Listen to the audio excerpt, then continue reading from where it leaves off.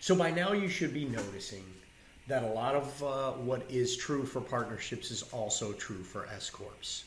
And so the loss limitation should come as no huge surprise to you.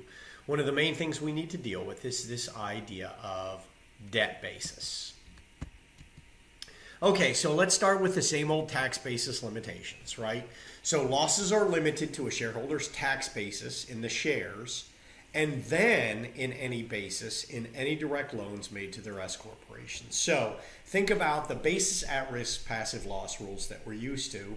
S corps have the additional trouble of having two bases: stock basis, debt basis. In subsequent years, if there's any increase in basis for the year, the first thing restored is the shareholder's debt basis.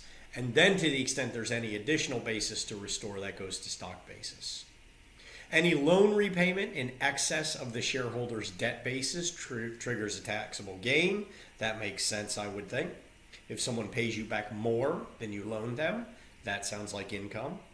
And losses not deductible due to the tax basis limitation are suspended until the shareholder generates additional basis. No kidding.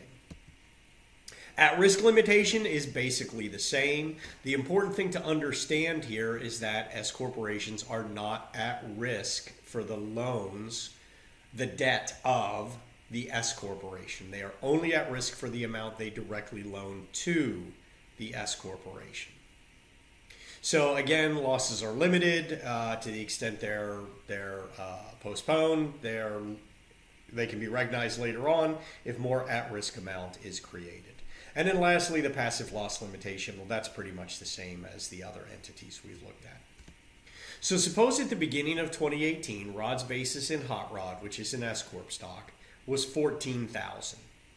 During 2018, Rod loaned $8,000 to Hot Rod, and Hot Rod reported a $60,000 ordinary business loss with no separately stated items, just to make life easy. How much of the $20,000 ordinary loss that's allocated to Rod, because he is a 33% partner, clears the tax basis hurdle for deductibility in 2018? Okay, so all $20,000 is going to clear the hurdle. The first $14,000 is going to reduce his stock basis to zero. And then the remaining $6,000 of his $20,000 now reduces his debt basis down to $2,000, which is his $8,000 debt basis that he loaned minus the $6,000 loss. And then suppose in 2019, the S Corp allocates $9,000 of ordinary business income to Rod with, again, no separately stated items. What happens to his stock and debt basis then? Well, recall that the first thing that has to happen is Rod has to restore his debt basis.